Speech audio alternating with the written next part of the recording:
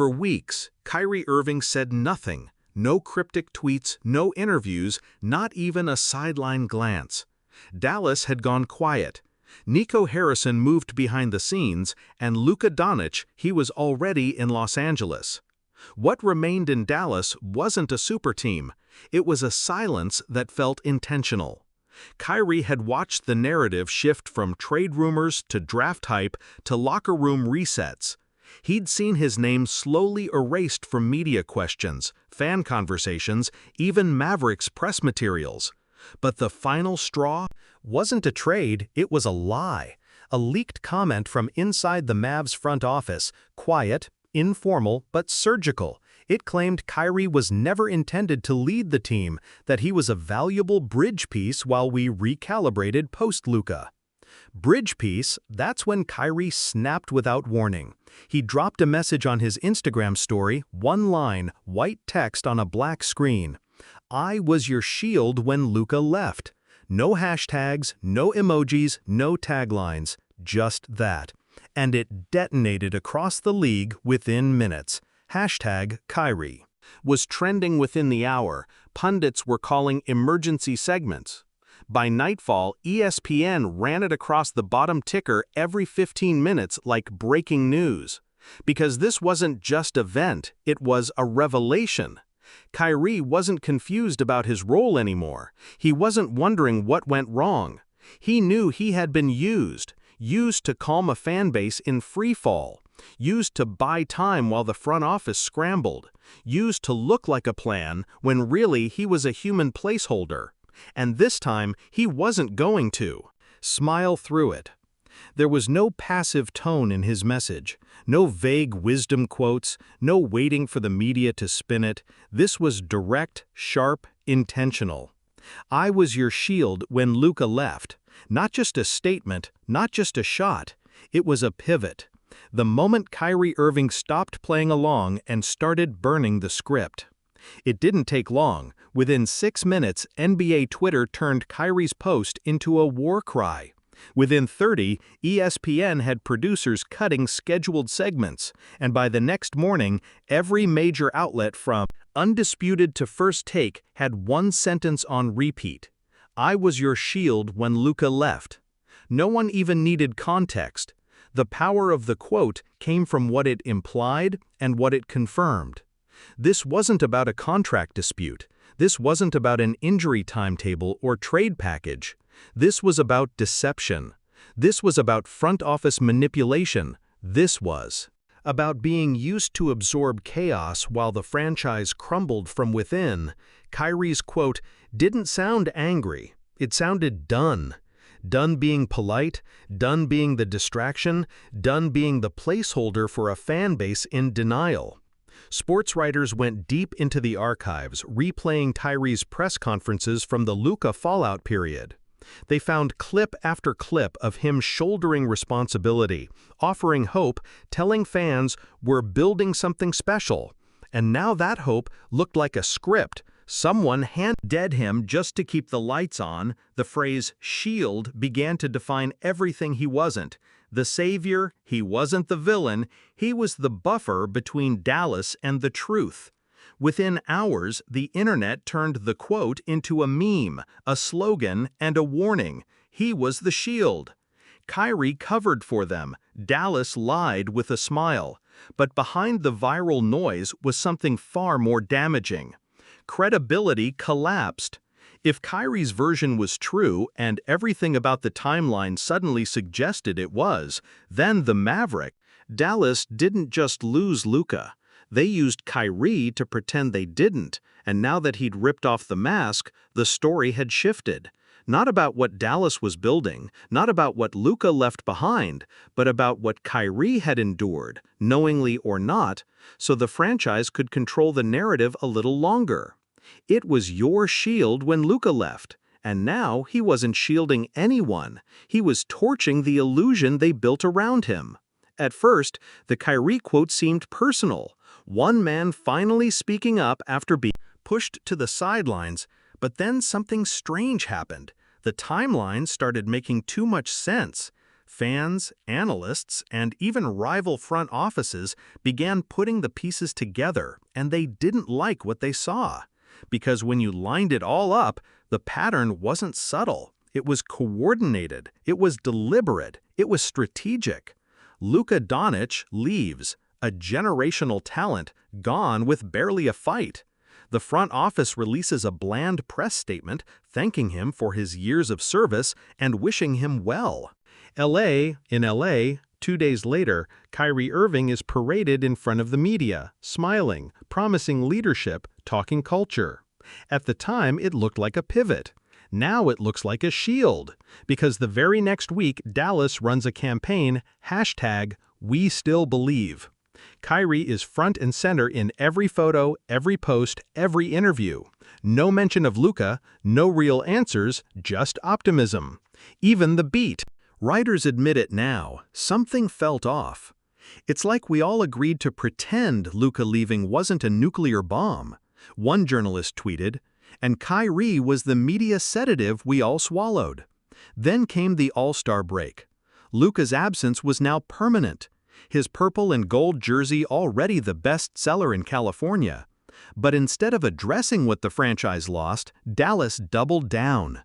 They put Kyrie at the heart of a community outreach campaign. He gave halftime speeches, showed up to youth camps, sat quiet with ownership. Every camera was trained on him. And now we know why, because behind the curtain, nothing was actually built. There were no real long-term moves, no blockbuster trades, no foundational plan, just Kyrie holding the line, keeping the narrative intact. And for a while, it worked. The media didn't panic, the fans stayed hopeful, the market didn't collapse. Until now. Because now that Kyrie has pulled the mask off, the entire Luka exit saga looks different. It doesn't look like a tough decision. Coincidence. It looks like a cover-up, and the man who unknowingly carried the weight of that deception, he just dropped it on everyone's heads. I was your shield when Luka left. And suddenly the silence from Dallas back then doesn't feel like professionalism anymore. It feels like manipulation. When Kyrie dropped that quote, "I was your shield when Luka left," yet it didn't land like a shot. It landed like an earthquake. But while fans, media, and even players reacted in real time, there was one man who said nothing. Not a tweet, not a press release, not a sideline comment. Nico Harrison went silent. And that silence, it wasn't strength, it was strategy. Breaking down under pressure, inside the Mavericks headquarters, the front office wasn't composed, it was scrambling. Sources close to the team described an atmosphere of controlled panic. Phones buzzing non-stop, group chats lighting up, staff asking, "What's the play?" There wasn't one, because Nico wasn't talking to anyone, not even internally. He locked the doors, one assistant reportedly said. He thinks if he doesn't speak, this storm dies out. But it wasn't dying, it was spreading. Kyrie's words weren't just going viral, they were rewriting Dallas's post-Luka narrative in real time. Suddenly, every decision made by Nico Harrison in the last 12 months was under the microscope. The timing of Kyrie's signing, the quiet media rollout after Luka left, the overuse of Kyrie in marketing interviews and fan outreach, the trade rumors that quietly started before the All-Star break, and most critically, the pattern of silence whenever pressure built. Now, insiders began speaking off the record behind anonymity, but their message was damning. There were meetings where Nico told us Kyrie was a transition piece, but in public, we were told to call him the future. He was never going to get a real shot here. It was all optics. Even people within the training staff started asking hard questions. Why was Kyrie never briefed on long-term plans? Why did the front office sideline him from strategic meetings while still parading him as face of the culture? Why did they pretend the rebuild started after Luka when it was already in motion? As this internal unease grew, the fan base followed. Loyal Dallas supporters already reeling from Luka's departure felt the rug being pulled again. Now it looked like Kyrie wasn't just mistreated, he was misused. And in all of it, Nico Harrison maintained his silence, but it no longer looked like professionalism. It looked like avoidance. It looked like confirmation. Without confession, the Mavericks front office was starting to fracture from within. Whispers of PR missteps, suppressed resentment, and a growing divide between those who wanted damage control and those who wanted the truth out before someone else leaked it. And still no word from Nico. But Kyrie had already spoken, and what he said was louder than anything Nico could hide behind. It was your shield when Luka left. Not a rumor, not a leak, a statement of fact. And with every hour that Nico stayed quiet, that fact only felt more real by now. Everyone had heard Kyrie's quote, "I was your shield when Luka left." But as the media frenzy intensified and Nico Harrison stayed silent, Kyrie's team wasn't done, not even close. They didn't just want sympathy, they wanted proof. On the record.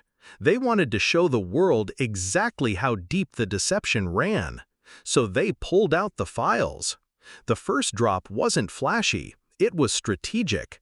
A single screenshot sent to a prominent NBA insider, time-stamped just days after Luka Dončić's departure became official. It was a message from a senior Mavericks executive to Kyrie's agent that the transition is delicate. But we believe Kyrie is the cultural leader this team needs. He's not a temp fix, he's part of our foundation. The message was signed, dated, it was the first crack in the front office's credibility. Then came the audio clip, private, off the record, but recorded anyway, and the voice unmistakable. Nico Harrison, calm, convincing, dangerous. We're not just building around talent, we're building around trust. Kyrie's got that. He's the guy. That's how we move forward. Except they never did. Because just 6 weeks after that meeting, Kyrie was being quietly shopped behind the scenes. No communication, no transparency, just business. Except Kyrie had receipts, and now he was playing them one by one. The leaks escalated. Internal calendar invites, labeling Kyrie as a face of the rebuild in public events, yet simultaneously internal memos describing him as narrative glue to help the front office weather the transition window they never planned to build around him. They planned to leverage him. Another leak, an email from a team marketing executive planning Kyrie's community outreach tour. Let's keep the messaging future-facing. Kyrie represents hope. It buys us time. That sentence hit the fanbase like a betrayal. He wasn't hope. He was a placeholder, a mask, a tool. And the worst part, the tone of the leaks wasn't angry, it was clinical. Every message, every clip, every forwarded thread was part of a larger picture. One that made Kyrie Irving look less like a volatile star and more like a man who had been set up, framed as a leader, then thrown to the side once his usefulness ran out. Even a voice memo surfaced, Kyrie speaking to his own team after one of those front office meetings. They say all the right things, but none of this feels permanent. I don't think they see me. Here, past the cameras that line recorded months ago was chilling in hindsight, because he was right, and now Kyrie wasn't seeking revenge. He was reclaiming the truth one leak at a time. They told me I was the future, his agent finally said in an exclusive statement, but they only meant the parts they could market. The basketball world watched in disbelief as the narrative flipped completely. Kyrie wasn't unstable. He was calculated, patient, and now unleashed, because when you play the good soldier in public, ice but get lied to in private, there's a moment where silence becomes complicity, and Kyrie had decided never again. Once Kyrie's quote went viral and the leaks started pouring out, the floodgates opened in a completely different way. The players started talking. At first, it was subtle, a liked tweet here, a cryptic Instagram story there, but then came the statements. Quiet, indirect, anonymous, but unmistakably real. A former Mavs veteran who played alongside both Luka and Kyrie said it plainly. Kyrie took the heat for everyone. He was the one facing the cameras, giving the quotes, trying to keep things from falling apart. And the whole time, they were setting him up to fail. That quote traveled fast, picked up by insiders, debated on air, dissected in group chats across the league, because for the first time, the league wasn't just watching the fallout from afar, it was speaking from within. One assistant coach, who had been on the Mavs bench during that chaotic stretch, said, Kyrie was never looped into long-term discussions even when he was acting as the face of the franchise. He wasn't just filling Luka's shoes. He was plugging every hole in a sinking ship while the front office pretended they weren't even taking on water. Another teammate privately told a reporter, "You could see it eating at him, man.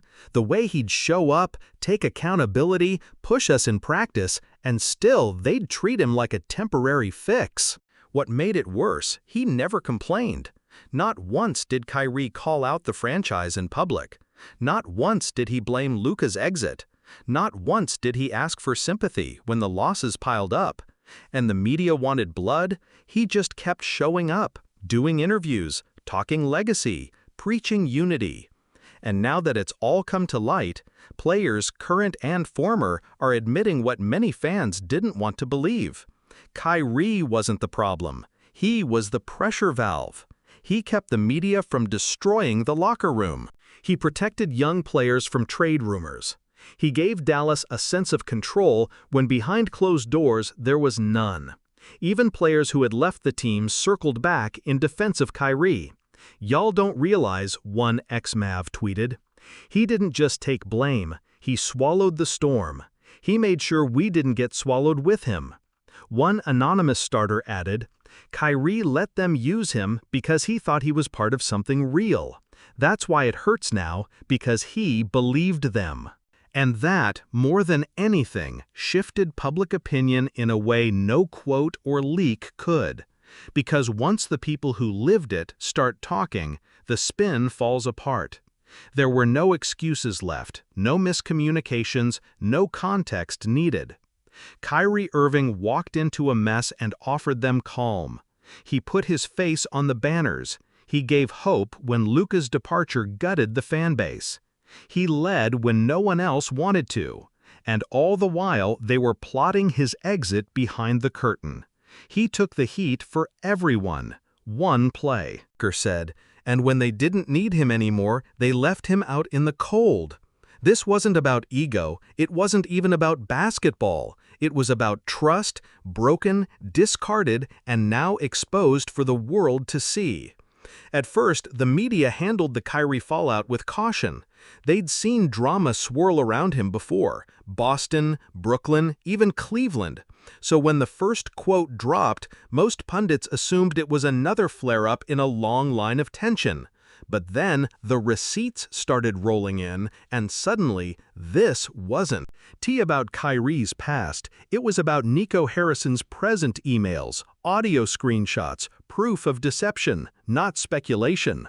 The media could no longer look away. They didn't just report on it, they flipped a tidal wave of stories poured out, all hitting the same nerve.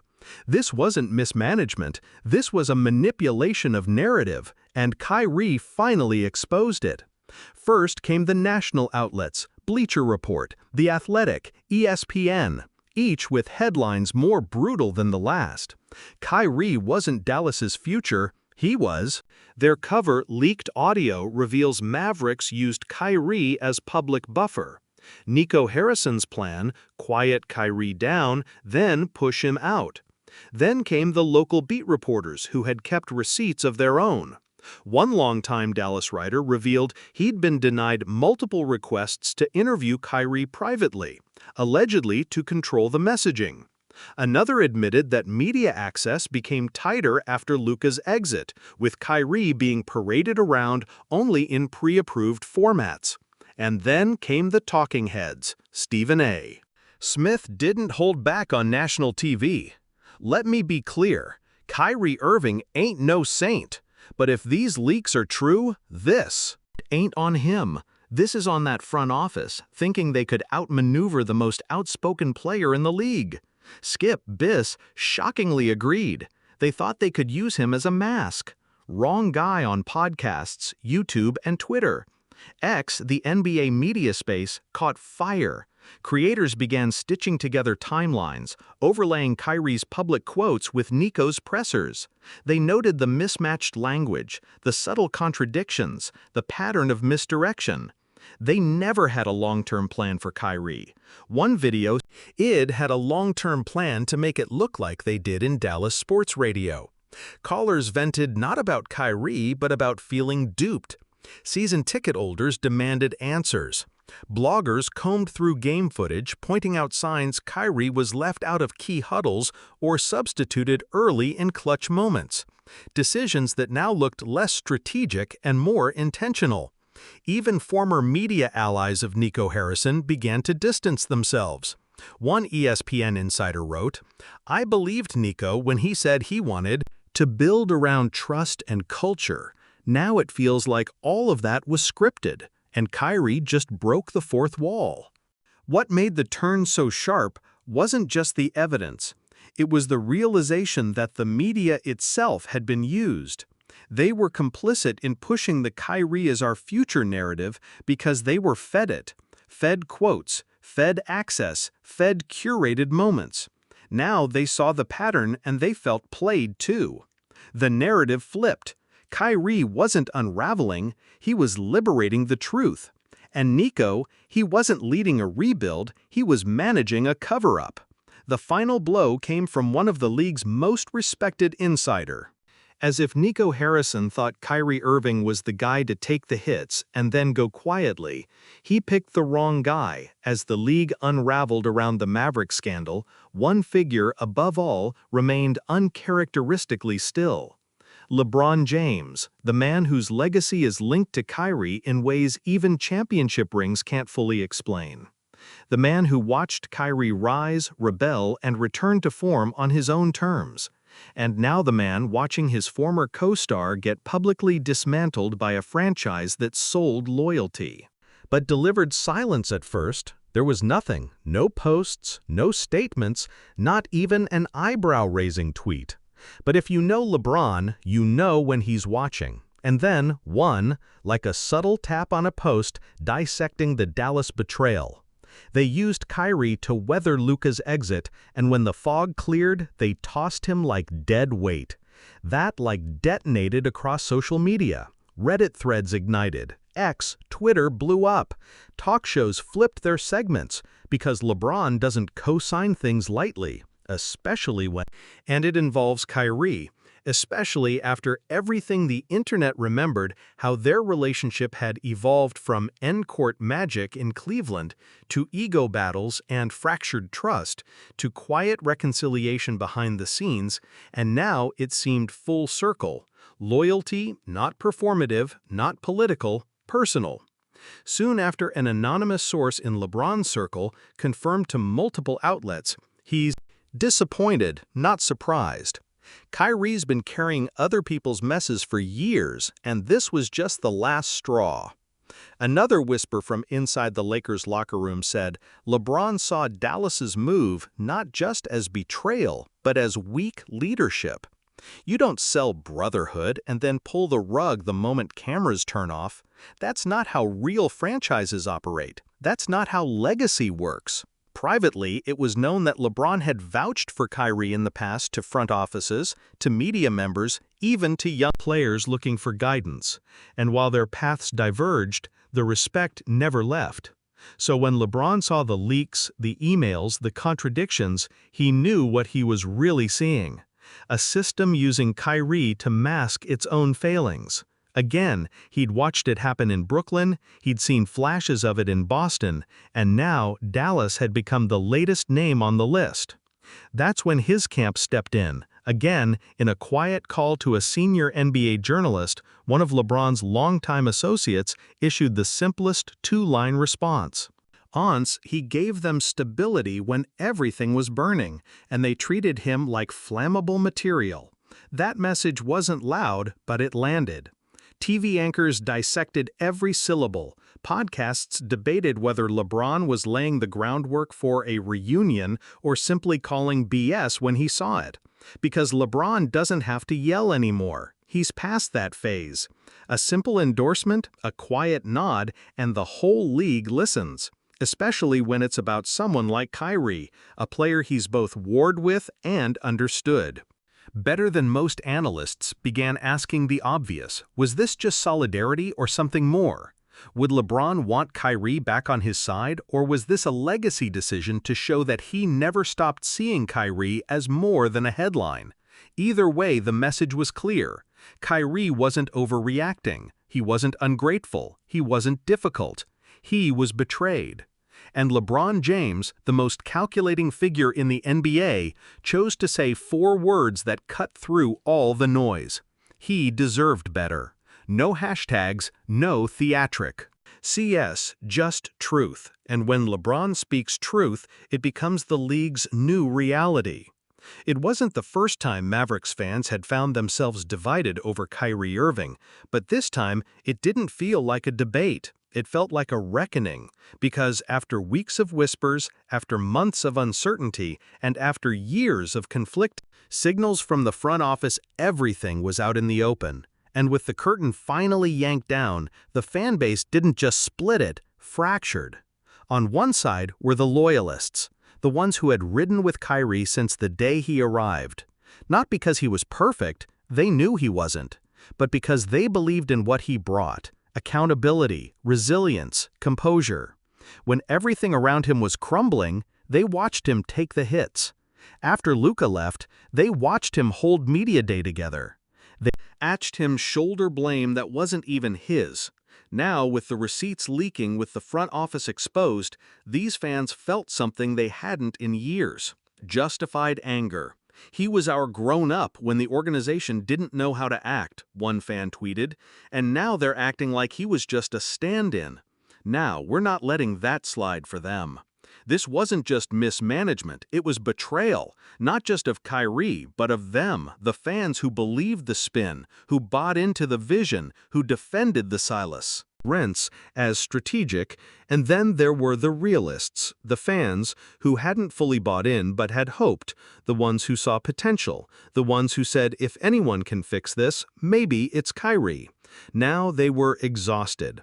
They told us it was a long-term thing, a Reddit thread read, and now it turns out they were lying the whole time. So what are we even rooting for? These weren't angry fans, they were numb, tired of the cycles, tired of promising directions that changed mid-season, tired of watching star players come in patch holes and get shoved out the second the front office blinked. But then, just as loud, just as passionné, came the third wave, the pragmatists. They didn't deny the leaks, they didn't even defend the lies, they just didn't care. This is the NBA loyalty. Kyrie did his job, now it's time to move on to them. The drama was irrelevant. Kyrie was never the future. Luka left the title window closed. So why were fans clinging to feelings if Nico's finally acting like a real GM instead of a hype man? Good. The rebuild should have started the moment Luka walked. And this group was growing in Facebook groups, on call-in shows, even in post-game pressers. They were the ones saying, yeah, the leaks were ugly, but they needed to happen. And this team's been directionless for years. And somewhere in the middle of all this noise, Kyrie said nothing. He didn't clap back, didn't demand sympathy, didn't try to shift blame. That silence did more than any tweet could, because it left fans to confront the raw truth on their own. Did Dallas ever actually want Kyrie, or did they just need him to hold the bag until they found their next distraction? As one podcast host put it, they sold us unity, they sold Kyrie leadership, and they used both like a press release. The divide deepened. Some fans wore his jersey to the final games, standing defiantly in the crowd. Other Niners booed every time his name was mentioned in trade rumors, angry that he hadn't done more. But most just looked tired, because now the lies were public. The long-term plan had been exposed for what it really was: short-term survival dressed in polish. And no matter what side fans stood on, Kyrie diehard, Luka loyalist, or cold-hearted realist, there was no erasing what the franchise had become. A team that masked dysfunction with charisma, that handed the mic to a star, then pulled the rug out beneath it. Him that said all the right things until the truth leaked louder than the PR ever could. "We're not mad that Kyrie's gone," one fan said. "We're mad we were told he mattered until it was convenient to pretend he didn't." No amount of spin could stitch the fracture back together, because this wasn't just about Kyrie anymore. This was about how easily Dallas had lied to everyone. And once the illusion breaks, the fan base never forgets. This wasn't just another chapter in Kyrie Irving's complex career. This was the chapter that revealed what happens when a franchise borrows your identity to cover their failure, then tries to erase you the moment it's convenient. Because the Mavericks didn't forget Kyrie's leadership, they leveraged it, they packaged it, they performed it until the performance no longer served them. Kyrie's time in Dallas wasn't about redemption. It was about public relations. When Luka left, the narrative collapsed, and in the void, Kyrie became the stand-in, the voice, the shield. He was never the long-term plan. He was the emergency press conference they didn't have to schedule. They leaned on him because he didn't flinch under pressure, because he kept it quiet when things got ugly, because he gave them the one thing. They lacked composure in the face of chaos. He was never the problem. He was the patch they applied to cover a wound they didn't know how to treat. When the leak surfaced, when the, quote, "he was never the long-term plan," echoed through the league, what shattered wasn't Kyrie's legacy. It was Dallas's mask, and behind it there was no plan, no culture, no commitment, just panic. And when that panic needed a public anchor, they turned to Kyrie again and again. They had him sit courtside while rumors swirled. Hey, had him speak to the media when Luka walked. They had him dapping up rookies, mentoring young guards, filling the leadership vacuum they couldn't manage internally. And Kyrie, knowing the role was temporary, still played it with integrity. Because he's been down this road before. He's seen what happens when people use your flaws as branding and your growth as camouflage. He was our culture guy, insiders said. He stabilized the room, but they never asked if he wanted to hold the whole room up by himself. Because deep down, the Mavericks weren't trying to build around Kyrie. They were trying to buy time through him. Let him soak up the criticism. Let him reset the narrative. Let him distract from what they'd lost. Then, when the headlines cooled and the offseason arrived, send him quietly out the back door. But Kyrie didn't go quietly. Not this time. Not after all he carried, not after all the grace he gave, not after all the things he said to protect an organization that never once protected him back. He didn't explode, he didn't burn it down, he didn't even demand credit. He just let the truth speak. And when it did, the room flipped. The league saw the playbook, the media saw the misdirection, and the fans, no matter what side they landed on, saw how a franchise that preaches loyalty could discard a man who held the center when everything else was falling apart.